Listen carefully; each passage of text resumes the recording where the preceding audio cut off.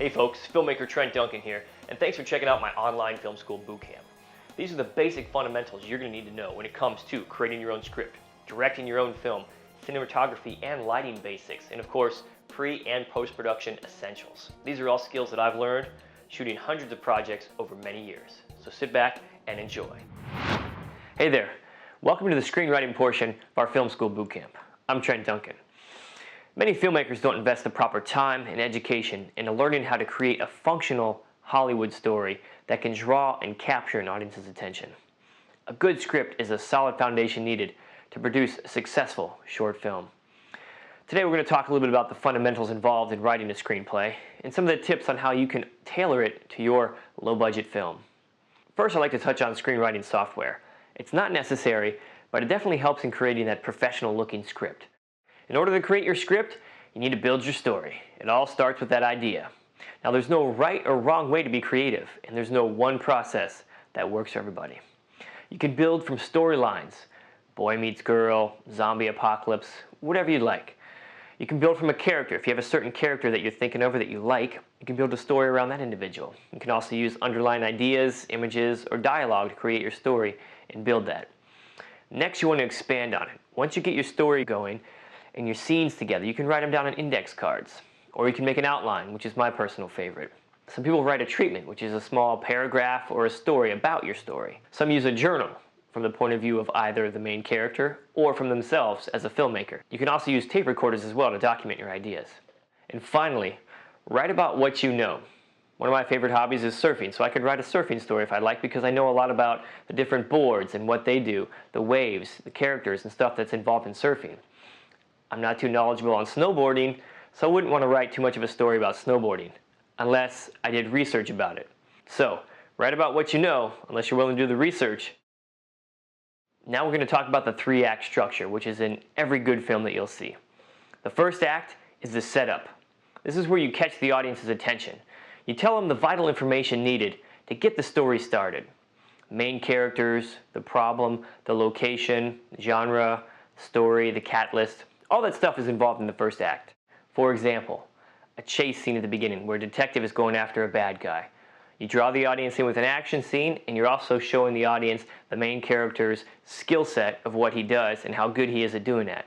From there, you introduce them to several characters that are going to be around the audience, that are main characters in the movie. At the end of Act 1, you want to create your problem. Ultimately, this is where your push, goal, and central question are raised from. Your problem directly affects your main character and gives him a reason to push forward, go towards the goal, and ultimately answer that central question at the very end of the movie. The 3 main points you want to reveal to your audience in Act 1 is the push, the goal, and the central question. The main character's push is the reason why he's doing what he's doing in your movie. Is it to save his family, to save the town, to prove to everyone else that he can do this? You have to have a push, something that pushes the character along through the movie. The push is also directly related to motivation, which we'll talk a little more about in the character development section. Your goal. What is the character trying to achieve in relation to the push or the motivation? So in other words, if your character's push or motivation is to save his family, what does he need to do in order to save his family? And finally, your central question. This is simply, is he going to save his family? You want to create doubt in the audience's mind. The more the character has to overcome, the greater your story is. Ultimately, you'll answer the central question at the end of the movie in the climax. So at the end of Act 1, you create your problem, and this is where you get your push, goal, and central question from. The best problems in a movie are ones that your main character has no control over, but ultimately he must make a decision, which drives your push, your goal, and your central question. At the end of Act 1, before transitioning into Act 2, you want to create that turning point, which is derived from your problem. It's a twist that's entered into the movie that propels your audience into Act 2. When you start Act 1, you want to think about subplots. Subplots add dimension to your film. They intersect and they push the plot forward, the main plot forward. So you should have at least 1 to 6 subplots in your movie. So if the main plot is the detective has to save the town from the bad guys, a subplot could be the love interest that he finds along the way, some integrity that he learns, maybe he gets greedy, some vulnerability, some goals, some dreams that he had before that he had to give up because he was a detective. These are all subplots that help build your character up and push your movie forward and bring your audience in. Subplots are very intricate. Most films fail at subplots because they confuse the audience. It diverts them from the main plot, and it confuses the audience into thinking that that is the real plot of the movie when it's just a subplot and it's supposed to build the character up. Make sure you don't make that mistake. Act 2. This is the development area. This is where the story begins to develop and take shape. It's tricky because you could lose your audience at this point too with too slow of a development. All right? Remember, action moves the story forward. Most people fail at this when writing a script. Momentum is what you need. One scene develops into the next. You need action points, which are dramatic events that cause a reaction from your main character. So some action points might be a barrier, where it stops the action and moves into a new direction. Or a complication, something that happens to make the goal more difficult. Instead of saving the town, now maybe he has to save the world. Or reversal, which is my personal favorite. It takes the audience in a whole new direction. Those movies that you see that have a nice twist to them, those are reversals. You think something's going to happen this way, and the filmmaker takes you another direction that way. When developing Act 2, as long as there's actions and responses that are related to your storyline, your script will continue to move forward. We're going to touch more about this on character development. The motivation and action of your character that pushes him towards that end goal is going to help you move forward through Act 2. That's a very pivotal part, and we're going to relate to that a little bit later. But now we'll move on to creating the scene. Every movie is comprised of just small scenes that make up an entire movie. So when creating your scene, here's a couple things to think about. Must have a reason for being in the story. Make sure your scene has a reason for being in the story. It reveals part of your character. Make sure it advances your story along. It explores a theme, and it builds an image. Add action to static scenes in order to capture your audience. Sometimes it's better to show rather than to just talk about stuff. You can do that through a montage if you like. And then from what point of view are you telling the story from? These are all important parts when creating and writing your scene. And finally, Act 3, the resolution. This is where it all comes together. Your foreshadowing, everything pays off. Your character traits, stuff that he's learned along the way, all pay off. Objects and certain actions you've had earlier in the movie, all pay off now. This is also where you wrap up all your subplots, stuff that he's learned, love interests, small stories, you wrap them all up. And then finally, all your questions are answered in the climactic event. Does he save the town or does he lose? If you've developed a great story up until this point, you'll have your audience on the edge of their seat. Alright, now we're going to talk about character development. A very intricate part of the movie that is what draws a lot of people in is how they can relate to the characters you develop in your story. Your main character, or characters, must be likable by your audience in order for your film to be successful. Character likability is crucial to the success of your script. If the audience doesn't like your character, then they're not going to care if they win in the end. Ultimately, this kills the climax of your movie and flattens out your script. The character spine is the relationship of motivation and action to the overall goal of the character.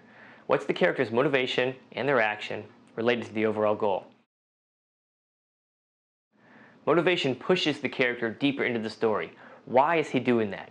You need to show this and display this to your audience. You can do that through physical actions, dialogue, situational, or all three. Something happens in order for him to want to go towards this goal. That's your motivation. You can also do it through speech or flashbacks, but those are not as effective as actual physical actions that show his motivation. The character's motivation is usually revealed through a crisis point at the beginning of the movie. For example, the man's family was killed by gangsters, therefore he goes to seek revenge on the gangsters. Remember this, real motivation always happens in the present. Sure, you can do it as motivation from the past. When he was younger, his family was killed by gangsters, therefore he grew up to be a detective and now he's finally seeking revenge. But it's not as effective as if something had happened right now.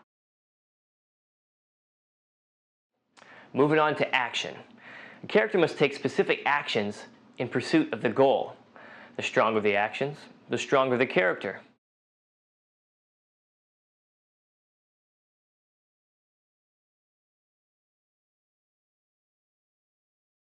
So motivation plus these actions that he takes will push him towards the goal. As a result of motivation, your character looks toward a certain goal, and that goal pulls the character towards your climax.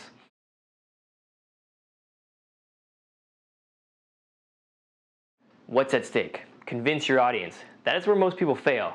They do a horrible job of convincing the audience that he really wants this goal. Therefore, the end of the movie comes and they don't really care if he gets it or not.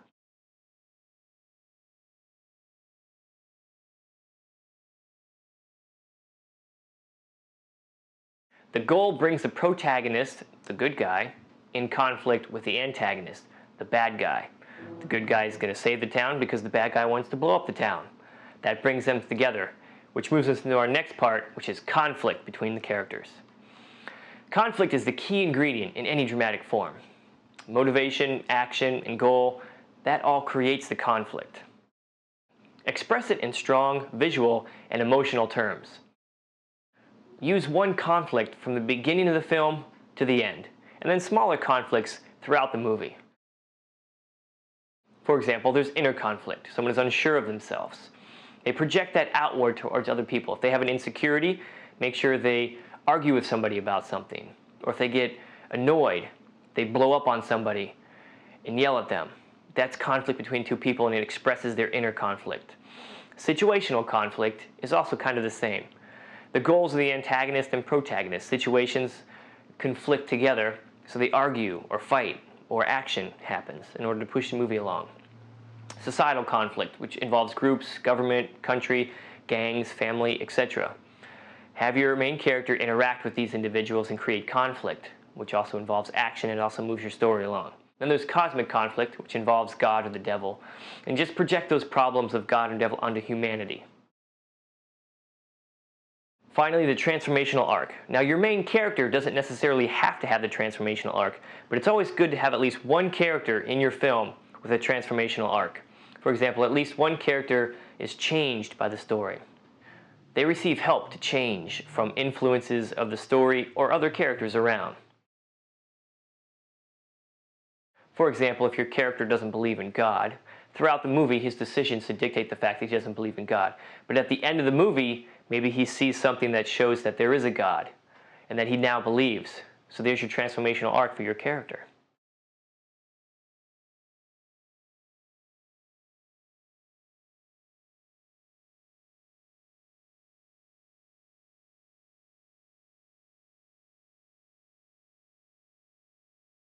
So now I'd like to touch on some indie script writing.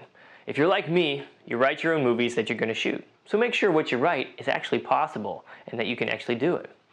Anyone can write a big budget movie script. The key is being creative enough to write a no budget movie script.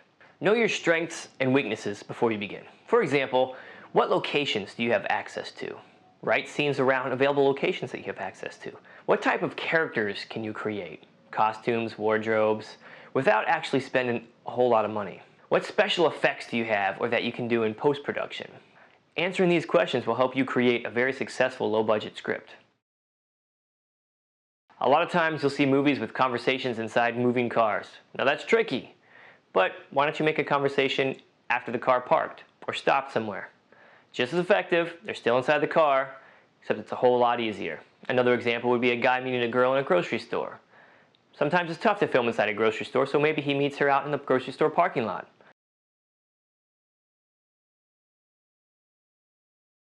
These are a couple key ways to write a low-budget, successful screenplay. So to wrap up, I'm going to do a quick recap. Make sure you build your story up. Expand on your idea. There's no one way or one process that works for everyone. Make sure you put what's at stake in your movie. Life, death, love, safety, survival. Make sure you employ the 3-act system. Act 1 is the setup. Get the audience's attention, introduce the main characters, the main problem to be solved in the end. And throw some subplots in there as well. Act 2 is your development. It's where the story begins to develop and grow. Make sure you use action and momentum to move your story along so you don't lose your audience. And of course, Act 3, the resolution. This is where all of the character's traits that he's learned finally pay off in the end. For character development, remember the relationship of motivation and action to the overall goal. Motivation pushes your character deeper into the story, but you have to show your audience why. That motivation should be displayed through action in order to keep your audience interested. And it's all in pursuit of that goal which pulls the main character in. Remember to create dimensional characters. He gains something from the story gains something from him. Throw his philosophy in there. What are his decisions and actions, and what does he believe? Remember, the dimensional chain. Philosophy creates attitude creates decision creates action, and action helps us understand the character. And if you can, throw a transformational arc in there. It's good to show how one person has changed because of the influences of your movie. Hey there! Welcome to the pre-production and production portion of our Film School Bootcamp videos. This video is geared towards helping you gain a better understanding of the planning and details involved in the pre-production and production process of your shoot. With all the skills you'll learn in my Film School Bootcamp, it's entirely possible for you to completely film an entire movie all by yourself, with a few actors of course. But if you have adequate help available, it's always nice to have some assistance. And by adequate, I mean friends or family members who really want to be a part of your film, because making a movie requires a lot of tolerance and patience on your part and theirs. With the wrong people involved, it could equal disaster. Now let's go over some crew positions. My Film School Bootcamp teaches the fundamentals of filmmaking with a minimal crew. The formula works best for a core group of 2 to 6 people who have a common goal and commitment to filmmaking in mind. This is similar to documentary style filmmaking, using a minimal crew to produce a film. I provided an example below. A larger crew is great and has many benefits, but it comes with a price. More accommodations, parking, bathrooms, staging areas, more food, more communication between everyone equals a greater potential for breakdown, for stuff to go wrong. Once a script is chosen, each member of the crew must execute his or her role in the production. There needs to be one person in charge of the overall production who has the final say in everything, and that person is you. That doesn't mean other people can't have their own opinions, but in order for the production to move forward and stay on schedule, someone has to take charge and be able to make those decisions for the overall vision of the project. Here are some suggested crew positions. The director, who also might be the DP or camera operator, and then also the first AD. Being the director, DP, AD all in one is a tough task, but with the right training and a commitment to your film, you can excel at that. Another key position is a boom operator, something you definitely want to have. It's entirely possible to attach a boom mic to a C-stand or to your camera, but if you have a boom operator, it makes things go a little smoother. If you have inside shots or if you have lights you want to set up, a grip or electric would be good to help out as well. It's also good to have a producer or a PA on set, someone to handle the paperwork and to wrangle and handle your talent while they're not being used on set. Also, if you have any makeup or special effects, that's another person to consider as well. These are just several crew positions that I feel are very important. You can add more or take away some depending on the size of your project.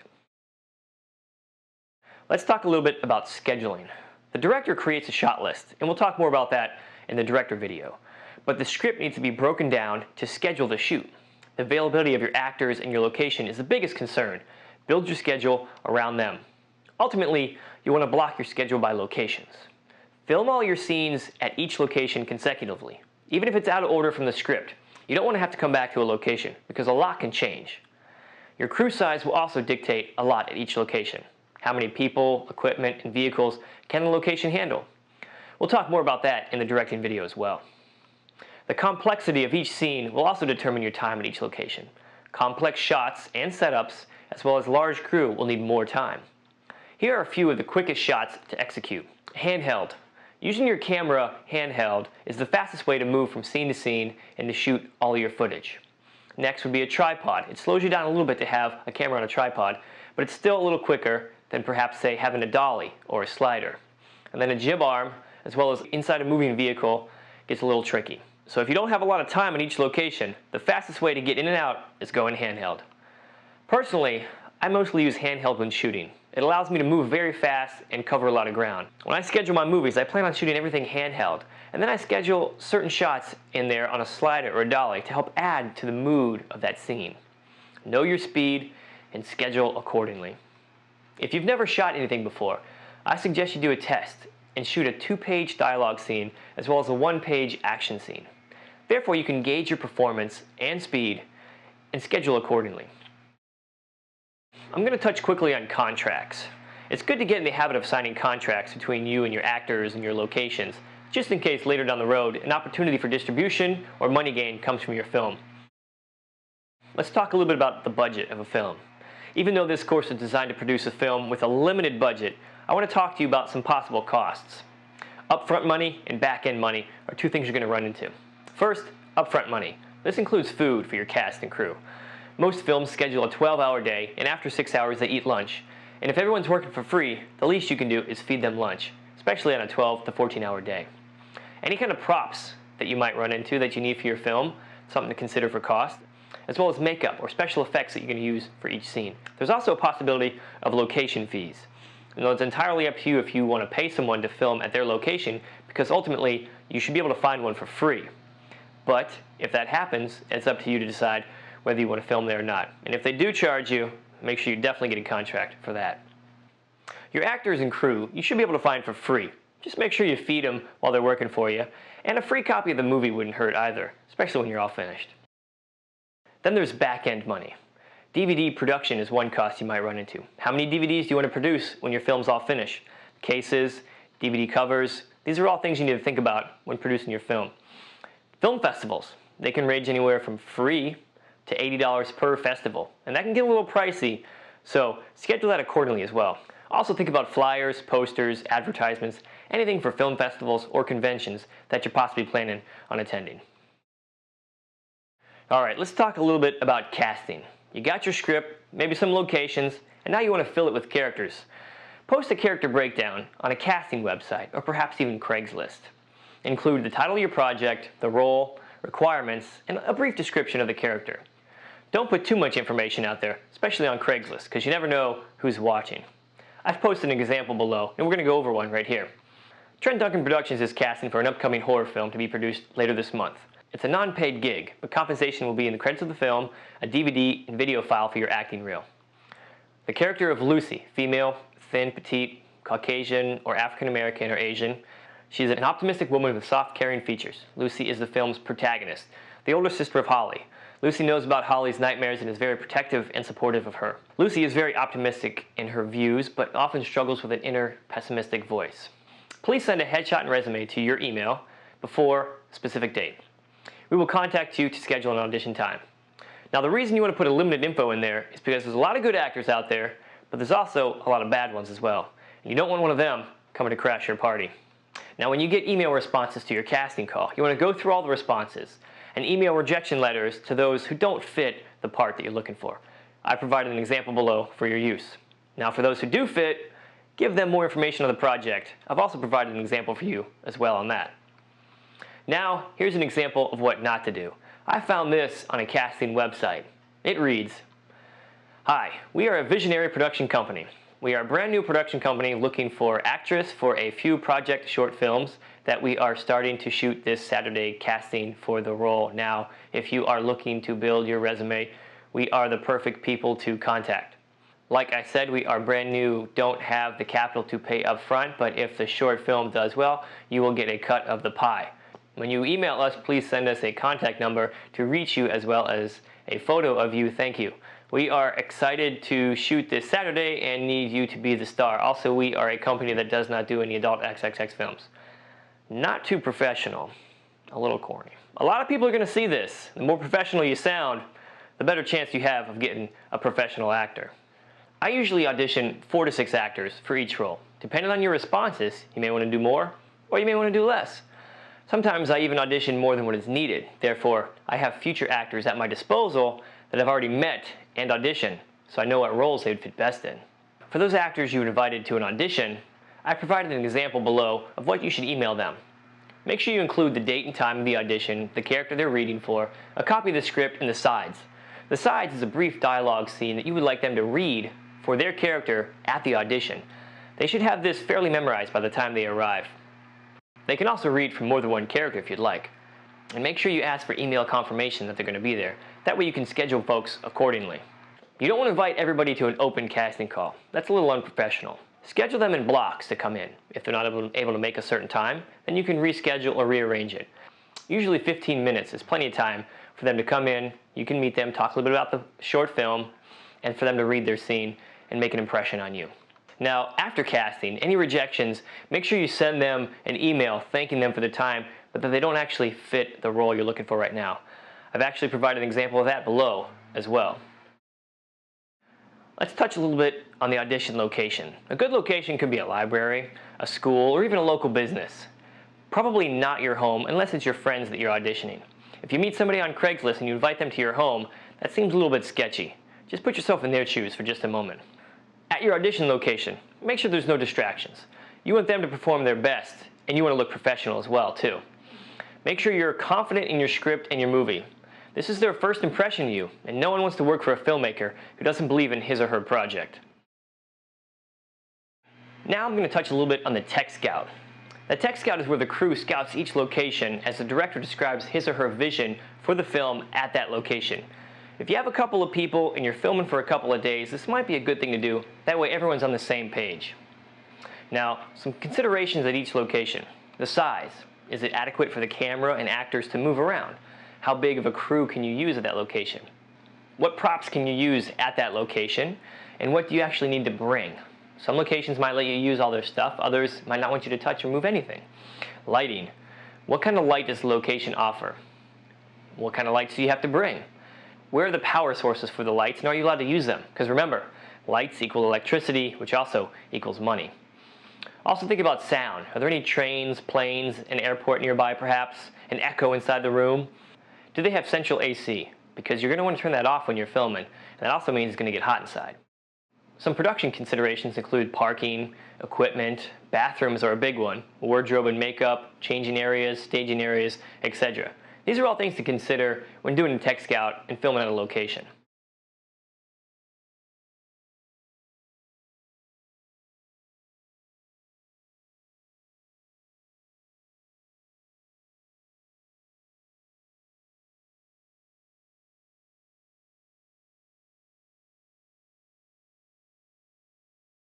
Now, you've got your script, it's all broken down, you've got your locations, you've got your actors, your tech scout is complete, you got your crew, you're ready to film.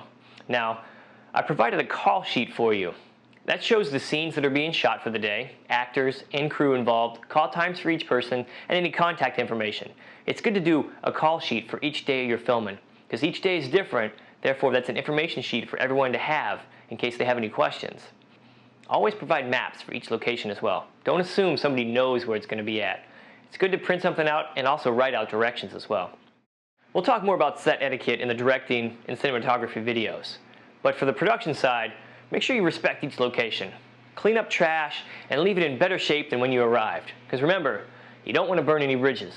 You might have to come back and film there again. Hey there, welcome to the Online Film School Bootcamp directing video. As a director, the entire film rests on your shoulders. If it fails, you take all the blame. But if it's successful, you get all the credit. Just like a quarterback of a football team, you bring your team together and you lead them to success. First off, pre-production. It's a very important part of the directing process. We're going to start with breaking down the script. As a director, you need to create a shot list for each of your scenes in your script. This includes the mood for each scene. Do you want your camera to be handheld or locked off on a tripod? You can even use a dolly or a slider to create the mood as well. Is the scene going to be dark or is it going to be well lit? Wide shots or close-ups? Those all need to be included in your shot list. Transitions in and out of scenes. A lot of directors forget about these. When you're on set, how are you going to bring the audience into the scene and how are you going to take them out of the scene into the next one?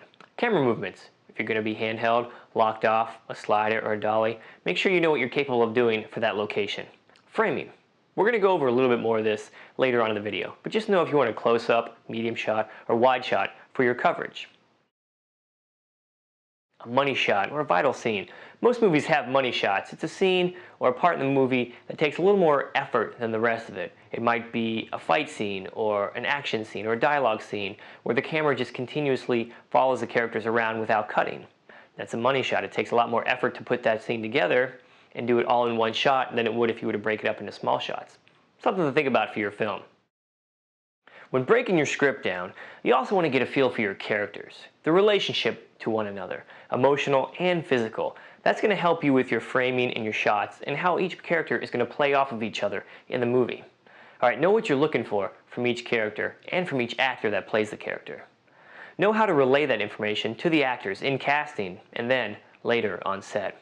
Good actors will always bring more to the table.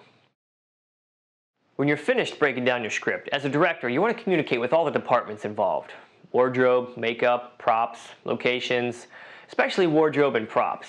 Those are two that often get overlooked.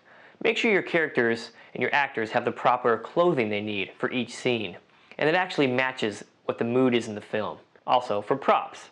For example, if there's a bag that's needed in a scene, is it a plastic bag or a paper bag? Maybe it's a cloth bag. What size is the bag, large or small? What color is it? Does it need handles? All these questions surround one single little prop. When you have several props in your movie, you can have a lot of questions that need to be answered. The more info you pass along, the less surprises you'll get along the way. Let's touch a little bit on locations. We talked about the important considerations of location planning in the pre-production video, such as the size of the location, lighting, sound considerations, parking, and bathrooms.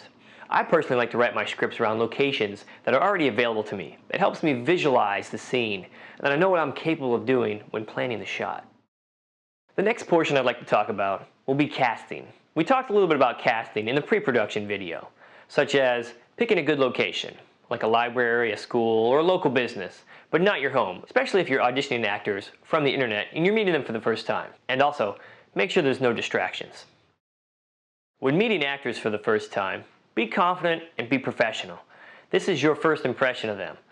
They're looking to you for direction. The more you know and the more passionate you are about your film, the more trust you're going to gain from them. If you send out emails before, like I instructed in the pre-production video, actors should have a copy of the script. They should have read the script and have memorized their sides for the audition.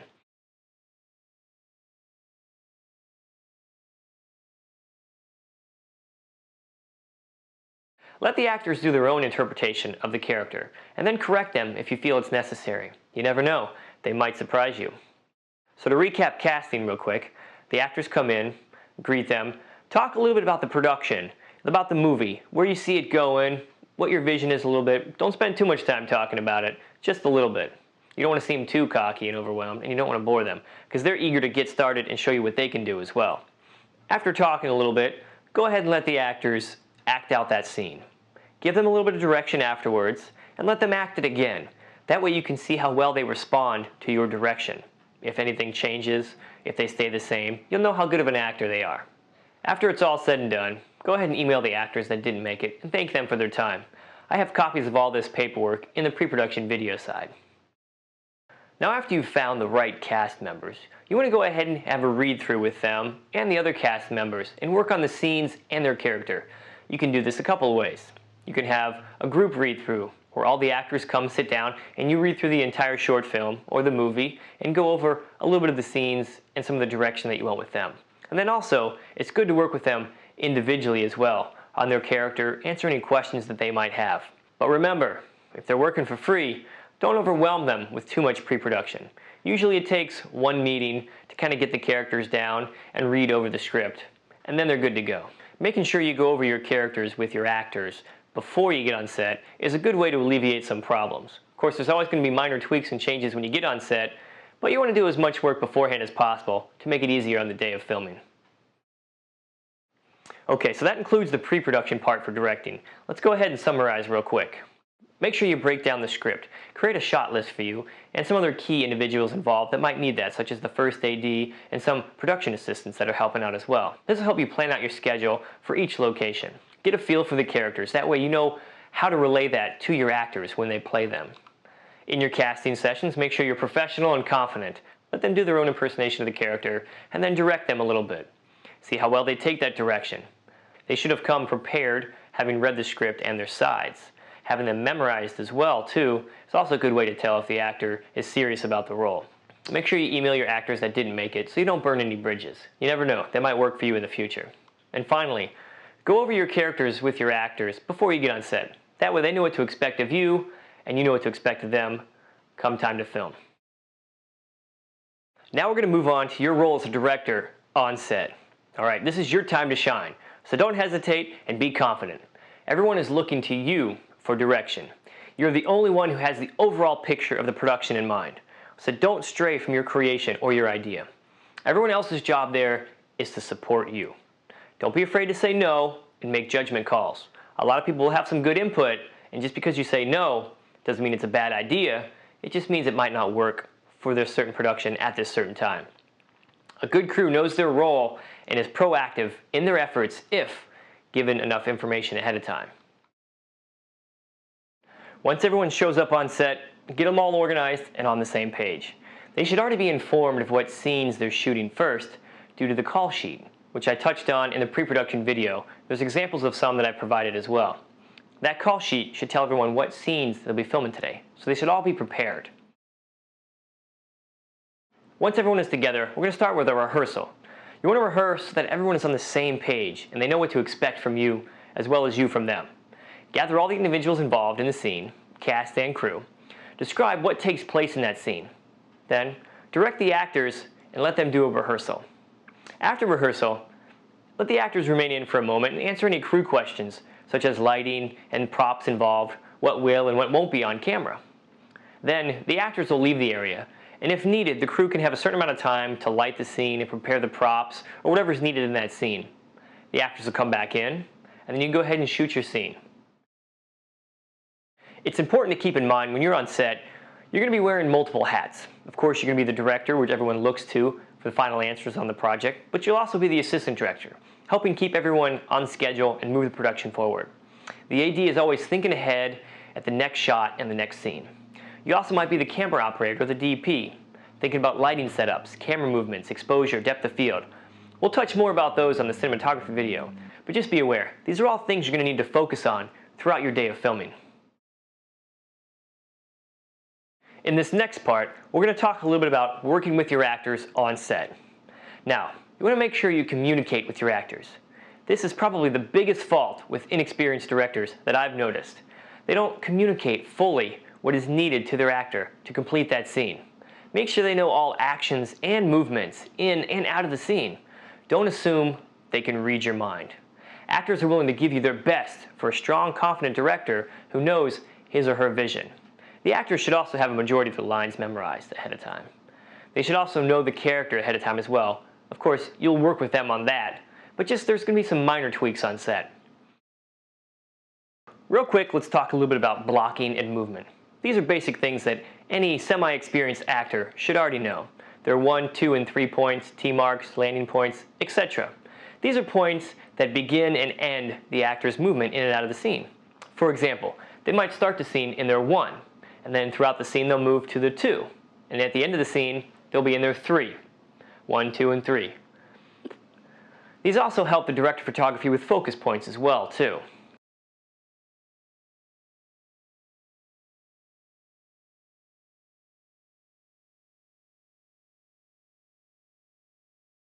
Blocking. Actors should also know this ahead of time.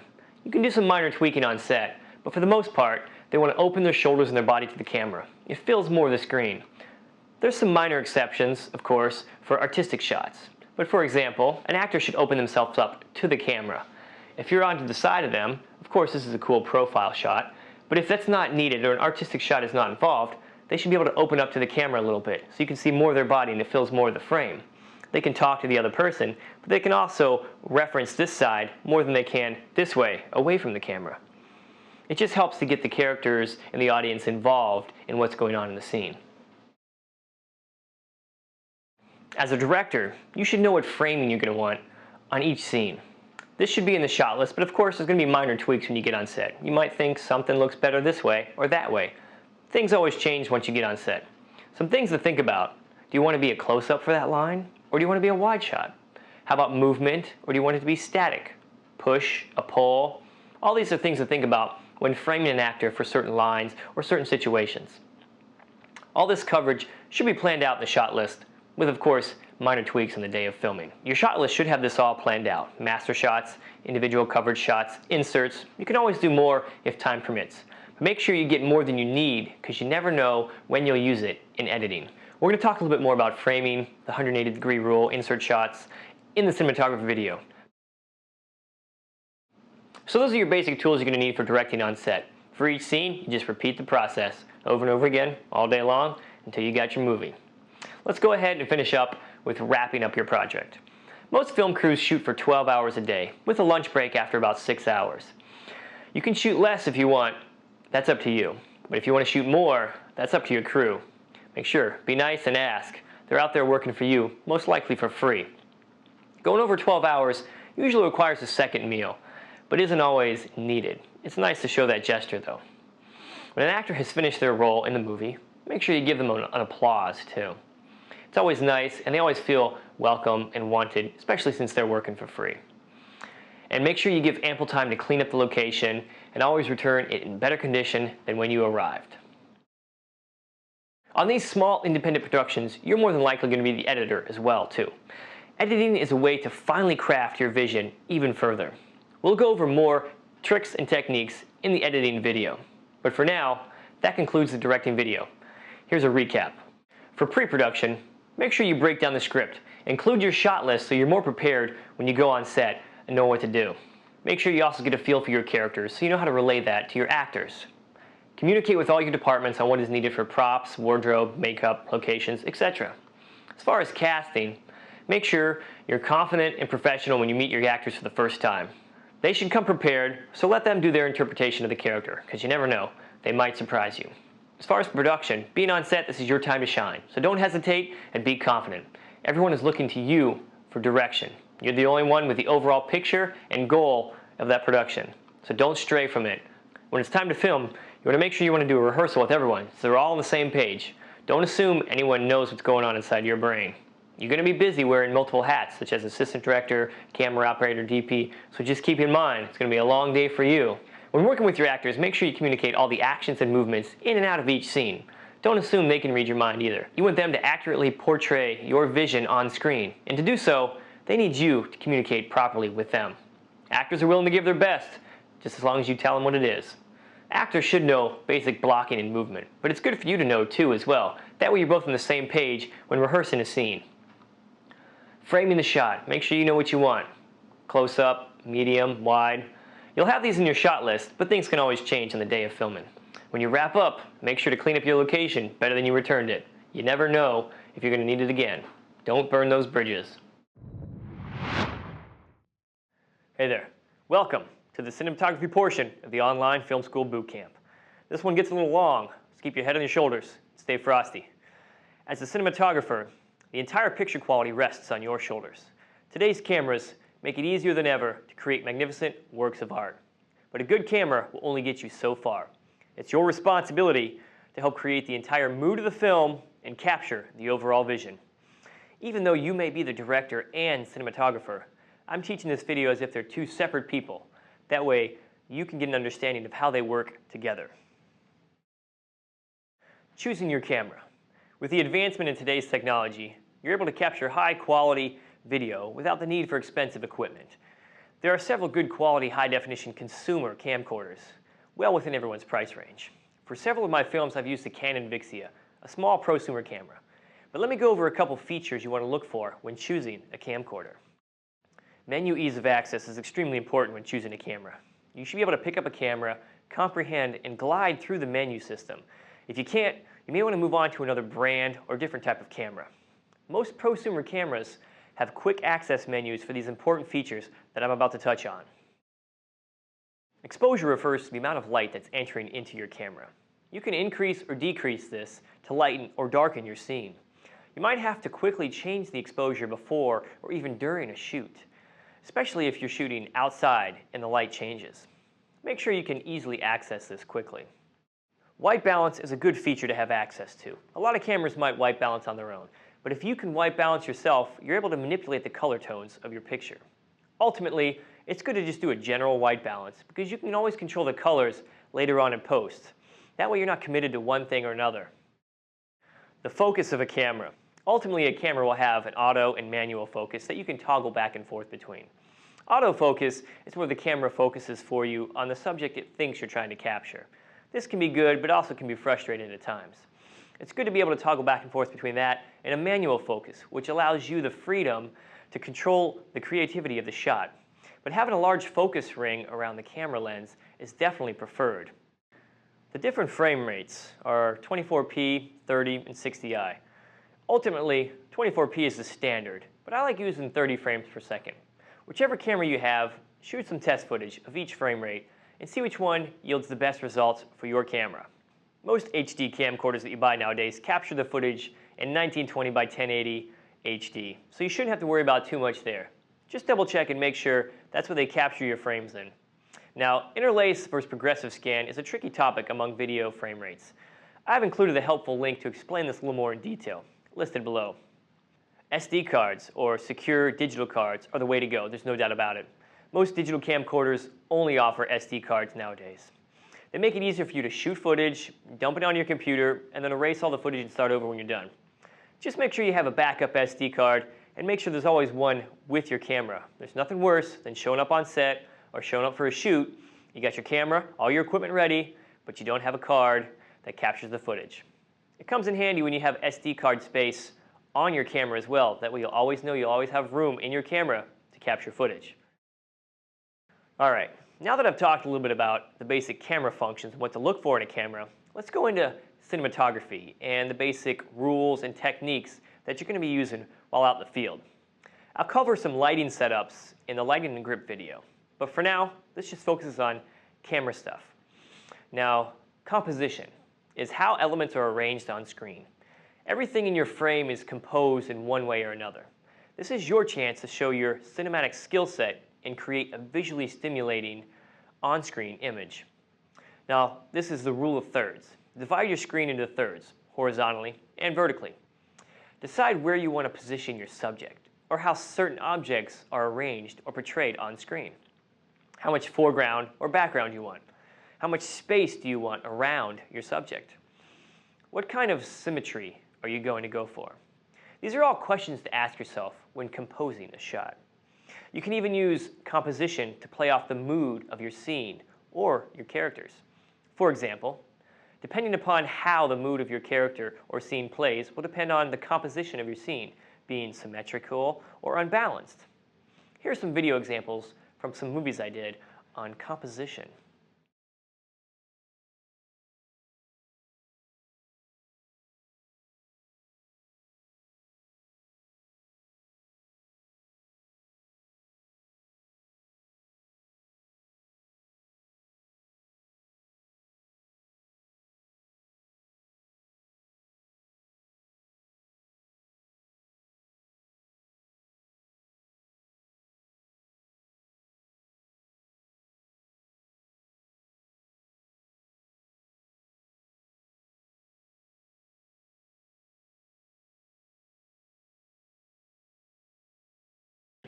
Let's touch on headroom real quick.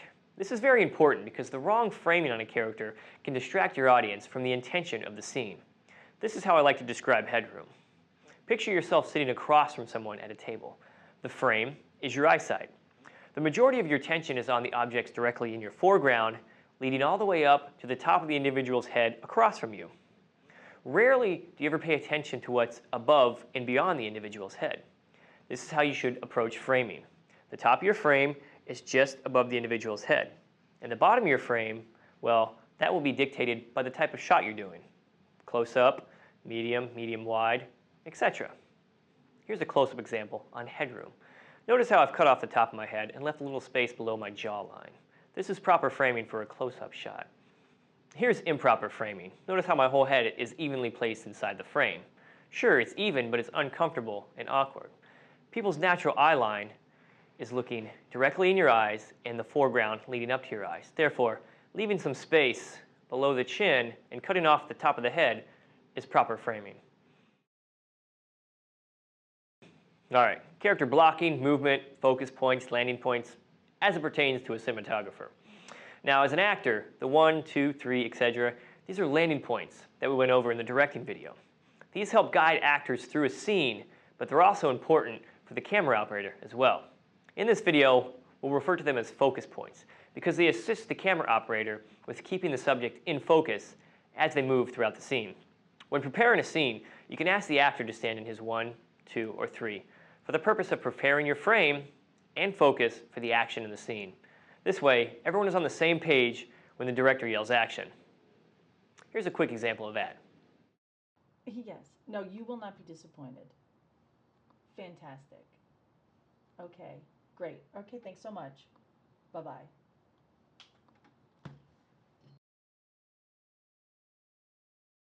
For moving objects, keep in mind you want to provide proper leeway to compensate for their speed and trajectory. Make sure the majority of your frame is in front of the object's direction of travel. Edward? Edward, babe. Babe, what happened? Hey, are you okay? The 180-degree rule is an imaginary axis that runs down the center of your scene. This helps the audience visually connect with the story by keeping your movement and framing consistent. Here's a visual to help understand. Notice how the line runs down the center of the two people talking. You want to stay on one side of the line in order to get the proper coverage and not mislead or confuse the audience. It's okay to cross the line if you have a visual reference. Just make sure you lead the audience into it. The depth of field is the distance between the nearest and farthest objects in a scene. The further away an object is in the background from your object in the foreground, the more out of focus it will be. A good quality lens helps achieve this. This is what the natural eye line wants to be and gives your picture a very cinematic look. This is why SLR cameras are growing in popularity. There are several ways to manipulate a prosumer camera to achieve a good depth of field. If a lens is zoomed out to its widest degree, just about everything is going to be in focus. The more you zoom in, the shallower your depth of field gets, and you create a more cinematic look. So, create a larger distance between you and the subject you're focusing on, and zoom your lens in. Furthermore, create a larger distance between your subject and the background behind them.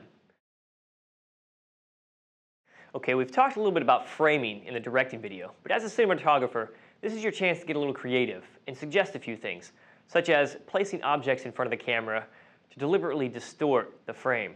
Ultimately, it's the director's choice of what he wants to do with the framing, whether it be a close-up, wide shot, medium wide, etc. But you can also put your input in and make it a little more cinematic. Exposure is an ongoing dance you'll be playing with your camera. Every location you shoot at has different variables, so you'll need to constantly be watching your exposure levels to keep every clip in the sequence consistent. Be careful of bright backgrounds such as skies, windows, or reflections. If it's too bright, your camera doesn't pick up the color information and it'll be just a bright white area that you can't control in the editing room. Shooting interior scenes offers several challenges because it's often too dark and you don't have enough light. Using a window for a source of light is a good idea, but a lot of beginning filmmakers think it's okay to put a bright window in the scene. This is not always a good idea because it's often difficult to match the intensity of that bright light coming from outside. If you try to increase the exposure to make it brighter inside, then the window is blown out. Furthermore, if you decrease the exposure to compensate for the outside light, then the inside is underexposed. The key is to find a happy medium where your scene is not too dark and not too bright. Remember, in the editing room, it's always easier to make a scene darker than it is to try and make it brighter. Okay, for pre-production and breaking down the script, as a cinematographer, you want to get an understanding of how the script's overall mood is. This will help you generally approach the lighting for each scene. During the tech scout, you'll want to note the equipment needed for each scene, the lighting setups and time involved, camera movements, if any, framing, angles, and the complexity of each shot. If you have a gaffer or grip, talk with them about what's needed for each scene. And just as a soldier cares for his weapon, you need to make sure your camera is fully operational and that you're familiar with all the features and functions. So here's a tip to streamline your production. Shoot outside during the day. As long as the weather and sound cooperate, you'll get your movie done. This is why I shot both of my fan films outside during the day. Now, a horror film should ultimately be shot at nighttime. I understand this. But it was extremely practical in the fact that I didn't have any resources or had any money. And the easiest way to get the movie done and in the can was to shoot during the day. So ultimately, at the end of the day, that's your goal. Get your movie done and in the can so you can move on to other things. All right, when it's time to go on set and start filming, hopefully you'll have a game plan. What's needed for the scene, equipment involved, where to put the camera, and what's going to go on. But if not, that's okay too. Just go ahead and walk through a rehearsal. Okay, take it one scene at a time. Let the director walk the cast and crew through each of the scene, watch the rehearsal, and you'll know what's involved, where to place the lights, cameras, etc. After the rehearsal, the actors will leave, and they'll give you time to set up the lights if you need to. Now, have the actors come back in when you're all finished. Make any minor tweaks to the lights or to the camera, and then shoot your scene. That's how a traditional scene is done. If you have to do it the Indie Film School bootcamp way, everything's on the fly. But ultimately, repeat that process until you've got your movie in the can. As far as post-production, as a cinematographer there really isn't much to do. Post-production mainly consists of returning any rented or borrowed equipment and then just following up with the director. Now we're going to talk about the sound for your project.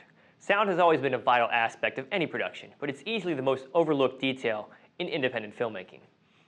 Using the built-in camera microphone is possible, but it leads to low production quality because you're recording all the ambient sound in the room as well. This is what it would sound like if I were to record through the camera's microphone. Notice how you hear all the sound in the entire room, how it bounces off the walls. It captures everything from every angle. For the purposes of this video, I have a wireless microphone on, but shotgun microphones are a great tool to use in independent filmmaking because they focus directly on the sound of wherever they're pointed, and they block out all the ambient sound around them. Now, sound can be directly recorded into the camera through an external microphone or a shotgun microphone, and you won't have to deal with any sound syncing issues either because it's plugged directly into the camera and it's recorded along with your footage. It can be troublesome having a sound cord running from your camera to a shotgun mic, especially if you have a boom operator running around too. But in the end, it's definitely well worth the headache when you're in the editing room. As I mentioned earlier, the shotgun microphone is the most widely used microphone available. It focuses and picks up on audio whichever direction the microphone is pointed, canceling out all the ambient noise from either side. When filming action scenes, I often place the shotgun mic with my camera. Because I'm filming an action scene and all I really want to do is pick up the sound wherever the camera is pointed, shotgun mics are perfect for that. Now when filming scenes that include dialogue, I usually use a boom operator. A boom operator operates the boom pole, which holds the microphone. You can take sound from overhead, pointing down. You can take sound from below, pointing up as well too. Ultimately, you want to point the mic directly in the area in front of the actor's mouth. Be sure not to shake or rattle the boom pole because mics are very sensitive and they can pick up any noise or rattling that's going on your boom pole. Now, in order to hold your boom pole, position your arms overhead.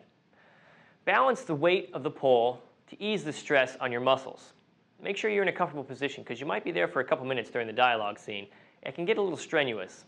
Being a boom operator is not a glorious gig, but it's very essential to any production, so don't overlook it. Hey there, welcome to the lighting and grip video for the Online Film School Bootcamp. Lighting is a very important part of filmmaking. It helps you create the mood of your story. But in the independent world, we don't always have access to lighting equipment or the available time it takes to sculpt each lighting setup in each scene. Later in this video, I'll talk about the pros and cons of interior versus exterior lighting. But first, I'm going to teach you the basic three-point lighting setup used by all industry professionals in the world of filmmaking today. We'll also talk about grip equipment used. Even though you may not have professional equipment at your disposal, this video is meant to showcase the uses of various lighting and grip equipment, which will allow you to utilize and manipulate your own equipment in order to achieve similar results. Let's begin. We're going to start off by talking about three-point lighting, which includes three lights: your key light, your fill, and your rim light. Now, your key light is your main source of light. It's your strongest or your brightest source in the scene. In a three-point lighting setup, the key light is usually at a 45-degree angle, off-center, and 45 degrees above the subject. The key light doesn't have to just light your subject. It can also be used as the main source of light for your entire scene. Next is your fill light, which is opposite of your key light. It's positioned about 45 degrees off-center, and it's softer and less intense than your key light. It's used to create depth and contrast on a subject's face. It's there to soften the opposite side of the key light so it's not so dark and dreary. You can also use a reflection or a bounce board to help create that soft fill, which is opposite of your key light. Now, your rim and your backlight, that highlights the back of the subject's head to separate them from the background. Positioned off the back corner of the subject, just enough to create a rim light, highlighting the back of the subject's head and their shoulders. Here are a few more tips. When you light against the wall, it usually creates harsh shadows. So try and stay away from lighting a subject or an individual against the wall and bring them away from that wall. Also, you don't have to use all three lights in their lighting arrangement. You can use any combination to create a dramatic effect that you're looking for. Here are some examples of what it looks like when you use variations of the three-point lighting setup.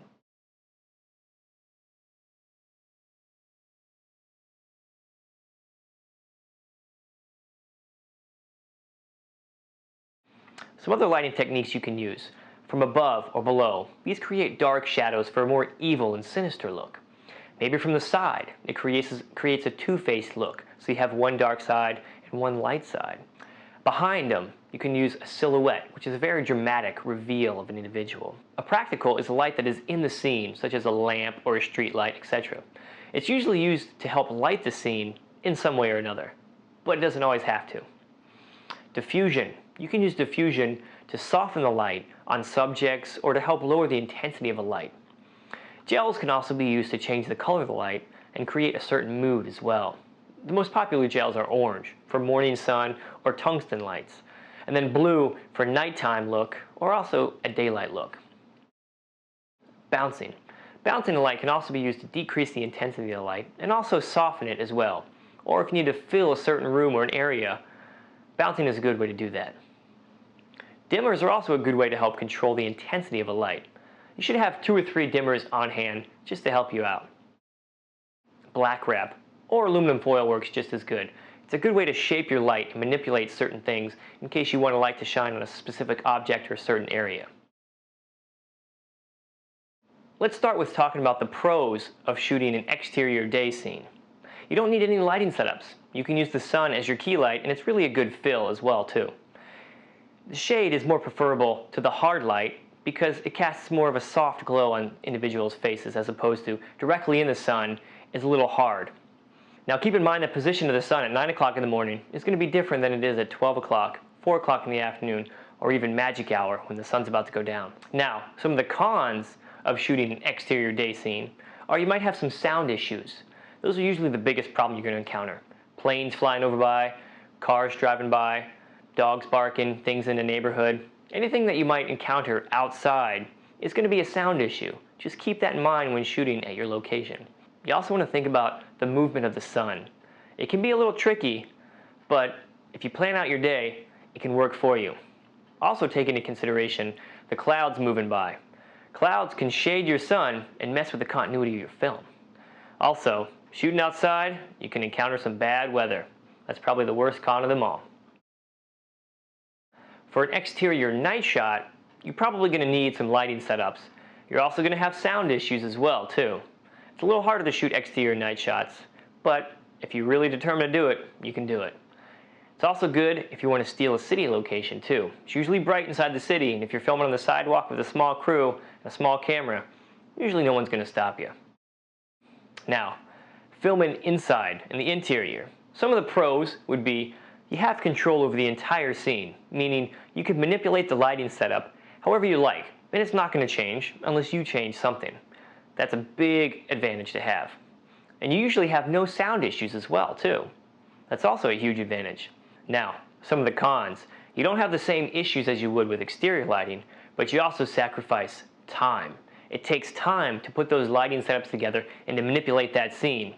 So if you're not filming a lot and you want to film inside, remember, time is what you sacrifice by using lighting setups as opposed to filming outside in the sun. And remember, light requires power and it also emits heat. If you're in a small room, it could get hot. If you're in a place that doesn't have power, you're in trouble. So remember, lighting inside requires time and power. In the section below, I provided a list of some common household items that you may have around your house that can help you develop a small lighting package. Grips on a movie set help shape and manipulate the light. They also set up dolly track, do any kind of rigging, secure anything the camera sits on, etc. They're a very intricate part of the filmmaking process. They kind of complement and help out the electricians, and they're all there to achieve a common goal. In the section below, I provided a list of some common household items that you may have that can help you develop your small grip package. Welcome to the post-production video of the Online Film School Bootcamp. In this post-production video, I'll briefly cover editing, internet video hosting, and film festival information. This is the final stretch of your production. There's a lot still riding on your movie, and a lot can still change in the editing room. Let's get started by talking about some editing software. First of all, the type of editing software you use has little to do with the final overall quality of your movie. Whether you use Final Cut Pro, Avid, Premiere, Sony Vegas, or PowerDirector, it doesn't matter. The vision of your picture comes from your head, not the editing software. So don't think you need a high-end editing system to do good work. There are plenty of editing software programs available at a low or even free cost to you. A lot can still change in the editing room when it comes to piecing together each scene. This is when it gets tricky. You need to edit and watch your movie from an audience point of view.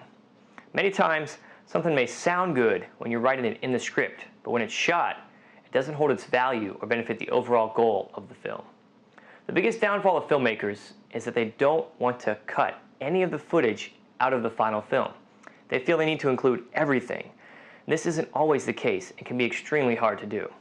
My film, The Balance, was originally 26 minutes long when we edited it to the script. But we cut it down to 18 minutes because, even though some of the scenes, although they looked great, they didn't hold their value to the storyline we initially thought they would when we wrote it. This is the toughest part of production because you have to be brutally honest with yourself. Now, editing is something that's learned and perfected by continuous practice. Okay, so your film is in the can and all your footage is downloaded to an external hard drive. It's good to have your footage on an external hard drive because computers crash, get stolen, life happens. Ultimately, it's good to have your footage backed up to 2 separate hard drives until you get a final edit of your movie. Of course, that may not always be possible. Begin by organizing your workflow. You'll be developing a lot of content related to your movie, so it's good to be organized and have separate folders. Here are some folders to help organize your content. A production footage folder, one that you put all your footage in from the day of shoot.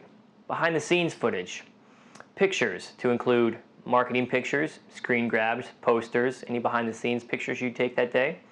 A production or administration paperwork folder, which includes all your contracts and agreements. A pickup shots, special effects, or Foley folder, which includes just that. Music, anything related to your production is good to put in one folder. And of course, your final videos, which includes behind the scenes, outtakes, trailers, and of course, your final movie. Once you've imported all your footage to your editing system and begin editing, save your project often. I can't stress this enough. Click the save button. Again, life happens. Begin by sorting through all your clips. Label the ones you like and delete the ones that are no good. I label all of my clips in chronological movie order, so everything is listed in the order it appears in the movie. This makes the clips easier to navigate. Remember, save a couple of those good clips for your outtakes. Start by creating a rough edit of your movie to see how it flows. From here, you can gain a better understanding of how each scene transitions into the next. What scenes need to be edited down, rearranged, or even removed. There's always fat that can be trimmed from each and every scene. A couple seconds here and a couple seconds there doesn't seem like much, but it all adds up. Once you have a tightly edited movie, start working on the sound. Check the levels of your dialogue. Make sure nothing spikes too high or is too quiet. Add sound effects and music if needed. There are many websites that provide cheap and free sound effects, royalty-free music, and downloads. I provided one below as well. Once you get a tight edit of your movie, color correcting can make a world of difference. Depending on the quality of your video camera will determine the amount of color correction you're able to do on your film. Generally, you want to darken your blacks and lighten the midtones. This will help create that contrast within your film. Saturation can also be added to brighten your film, or you can desaturate your film to add a dull feeling. Blue or orange can be added to change the color temperature of each scene. Blue dictates an eerie, cold feeling, and orange dictates a warm, intense feeling. Other colors can be added to manipulate the feel and look of your movie as well.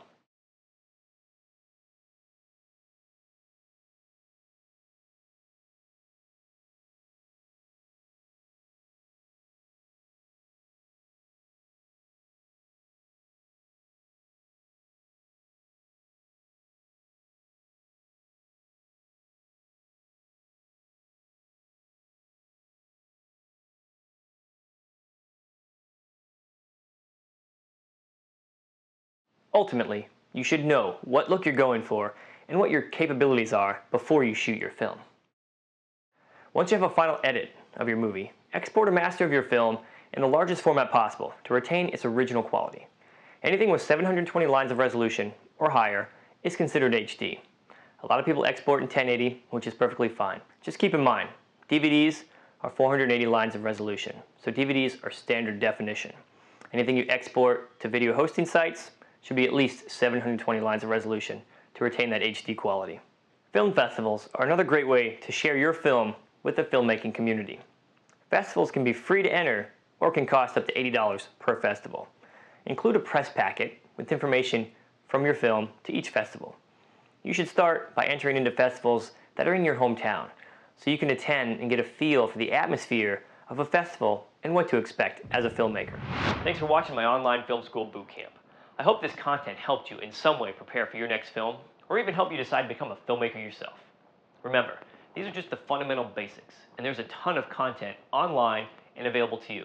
So I encourage you to continuously seek out that information and knowledge to grow your skills. There are even some really good film schools available as well. So don't forget to subscribe. And as always, if you have any questions, feel free to email me. Thanks again, and good filming.